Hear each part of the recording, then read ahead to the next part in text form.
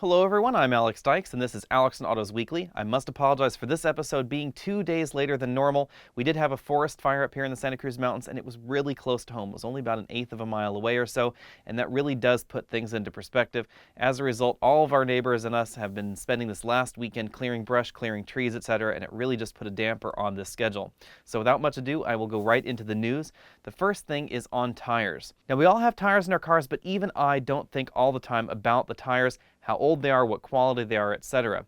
It's important because tires are the last thing between your car and the road, and if your tires give way, bad things can happen, as people have been discovering all across the nation.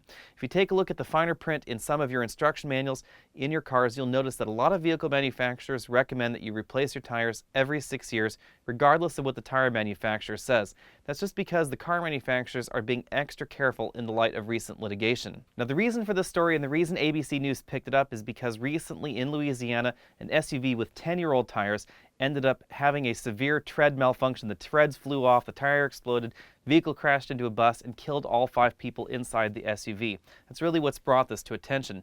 But it is something that everybody seems to forget about. We all tend to wear our tires until we hit that tread wear indicator if we're being really conscientious, and then we decide to replace our tire. Or maybe some of us decide, yeah, that tire is about 10 years old, maybe we should replace it. According to most industry analysts, we should be replacing our tires between 6 and 7 years old just because the rubber can age. Same thing goes for belts and hoses under the hood. But tread wear life is also something we tend to forget about. We tend to drive our tires until they hit the tread wear indicator and then we buy new tires. The important thing to keep in mind is that when you have your tires at the tread wear depth indicator, which is the minimum legally allowed tread on a tire versus a brand new tire, you can experience up to 60% reduction in braking ability, handling ability, and hydroplaning resistance ability with those tires. So it is more important in really wet climates that you replace your tires more often than you'd think. Relatively anticlimactic news, Tesla has decided to halt battery production for the Toyota RAV4 EV. If you may recall, I have a short video on that from way back when that vehicle was first launched in the United States. It's basically last generation's RAV4 with a Tesla Model S engine, transmission, and battery pack jammed in under the hood. Of course, they put in the engine and transmission in the front of the vehicle rather than the back of the vehicle, and the battery pack is basically the same sitting under the RAV4. It's the cheapest way you can get into a Tesla. It's also the only way you can get a Tesla SUV at the moment. However, Toyota has said that they were only planning on building 2,500 of them, and so that number is coming up relatively soon and the production will cease. So if you're looking for a relatively inexpensive EV SUV with a decent range, then go ahead and buy that RAV4 EV while supplies last. This brings me neatly on to reader news. I have an email here from Roberto. He says he's taking a look at the Nissan Rogue, the 2015-2014 Mazda CX-5, the 2014-2015 Subaru Forester. Each of them has pros and cons. He has a wife and a toddler, so a lot of his decisions are based on them, and he's looking for the best overall package.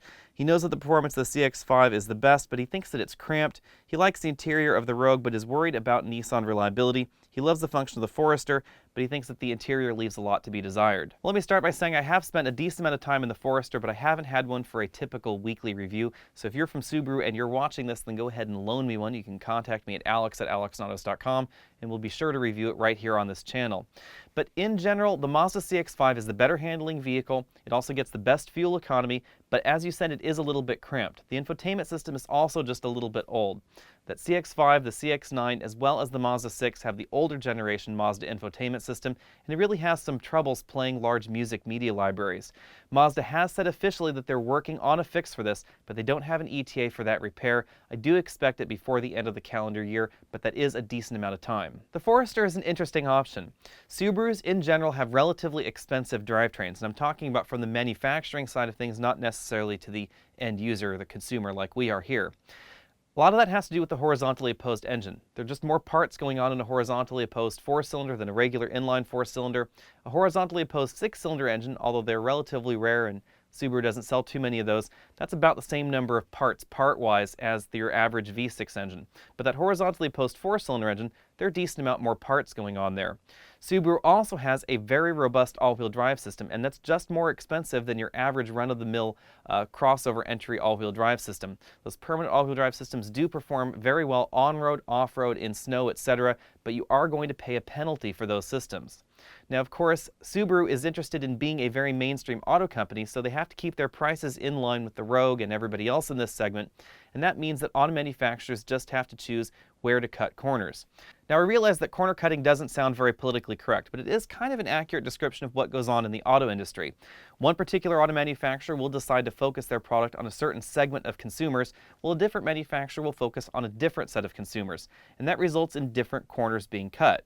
So if you take a look at the Subaru versus the Nissan Rogue, the Rogue has a nicer interior than that Subaru, but it doesn't have as robust of an all-wheel drive system, and that's really what you're paying for on that Subaru side, is that robust all-wheel drive system. Now, Subaru has also said that their drivetrain designs end up with a lower center of gravity, which improves handling, and that's true to a very limited extent. In general, however, the Subaru engines tend to be heavier than a traditional inline-4 engine, and because of their placement, you do get a lower center of gravity, but you may not always get a more advantageous front-rear weight balance in that vehicle. Moving on to the Rogue and concerns about reliability, I think it really comes down to what's your personal preference, however, because in my personal experience, vehicles that have been relatively less reliable than other vehicles have been my favorites. So I think that in general, purchasing the car that makes you the most happy is the best way to go, regardless of some of those empirical reliability numbers. Because if your car makes you feel happy, you're more likely to be okay with some of the reliability problems that it may experience later in life. I know that's not exactly the best or, car guyest, answer, but it really is an honest one in my opinion. My next email is from Chris, who is debating between a Mazda 3 and an Acura ILX 2.4. That Acura ILX 2.4 is sort of the Acura version of the Civic Si. It has the same engine, same transmission, with the Acura sheet metal on the outside and the Acura interior. Most importantly, that Acura warranty as well. Now, a lot of people deride the ILX as being nothing more than a gussied-up Honda Civic, and in some ways it is, but I don't think that that's a problem, because I look at people all day long that go out and they shop for a Honda Accord or a Ford Fusion or a Toyota Camry, and they spend $10,000 adding options to that base mass market car. Whereas on the ILX versus the Civic Si, you add a few $1,000s, and instead of just getting a Civic Si with more options, you get a car with a better warranty and a better brand name and, a little bit more attractive sheet metal that's a little bit more exclusive than that regular old Honda Civic. So I actually think that that's a decent trade-off, because even though it is, in some respects, a gussied-up Honda Civic, I think it's a gussied-up Honda Civic that is worth every penny.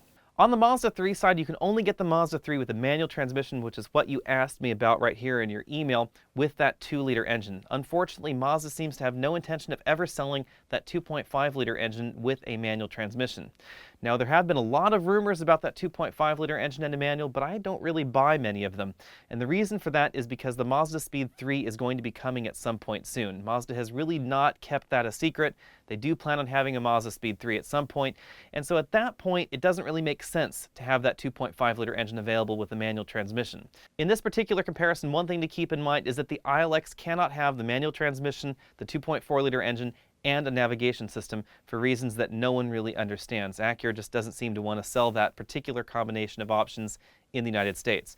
However, the Mazda 3 will let you option the vehicle up with just about every feature and that 2-liter engine and still get the manual transmission in it. You can't get the 2.5 or any of those options that are exclusive to the 2.5-liter engine like radar cruise control, but you can get just about everything else, including navigation, in that 2.0-liter model. It's just not going to be as fast as that ILX 2.4. If you're looking for something that's a little bit off the beaten path, you might want to give that Buick Verano 2-liter turbo model a quick look.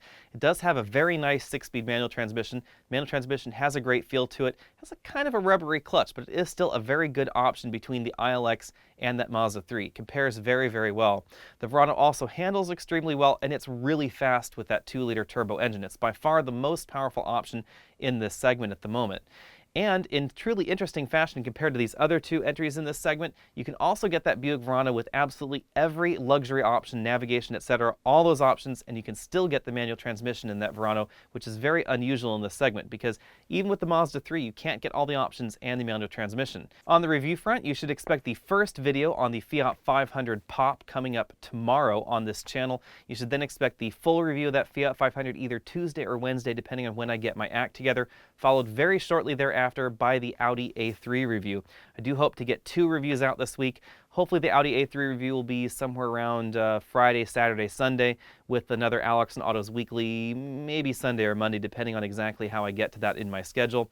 Also want you to know that I have gotten my hands on an Infiniti QX60 hybrid that'll be coming up in about 3 weeks or so, so stay tuned on that one. Until then, go ahead and comment on this video, tell me what you liked and didn't like about the video. If you have any other news stories that you might want to suggest for next week, you can always send your questions to alex@alexandautos.com.